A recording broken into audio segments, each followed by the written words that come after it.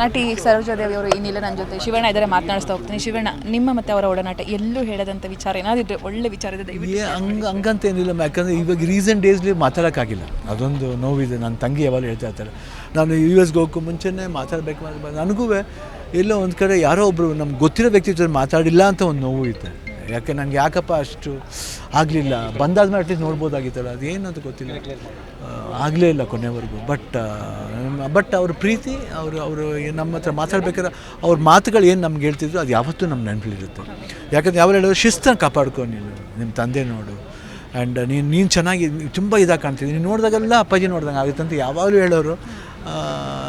ಗೀತನತೆ ಹೇಳೋರು ಎಕ್ಸ್ಪೆಷಲಿ, ನೋಡಮ್ಮ ಈಗ ನೋಡಿದಾಗ, ಇವಾಗ ನೋಡಿ ಶಿವನ ನೋಡಿದ್ರೆ ಅಪ್ಪಾಜಿ ನೋಡ್ದಂಗೆ ಕಾಣುತ್ತೆ, ರಾಜನ ನೋಡ್ದಂಗೆ ಕಾಣುತ್ತೆ. ಅವ್ರು ಅಷ್ಟೊಂದು ಆ ಪ್ರೀತಿ ವಿಶ್ವಾಸ. But I think it's a loss and ನಮಗೆ ಒಂದು ನೋವಿದೆ. ಎಲ್ಲ ಭಾಷೆಗಳಲ್ಲಿ ನಟಿ ಸೈ ಅನ್ಸ್ಕೊಂಡಿದ್ದರು, ಬಹಳಷ್ಟು ಬಿರುದುಗಳು, ಬಹಳಷ್ಟು ಪ್ರಶಸ್ತಿಗಳು, ಒಂಥರ ಹೆಮ್ಮೆಯ ನಟಿ ಅಂತ ಹೇಳ್ಬೋದು ಶಿವಣ್ಣ. ನಮ್ಮ ನಾಡಿನ ಆಸ್ತಿ ಕೂಡ ಹೌದು ಅವರು.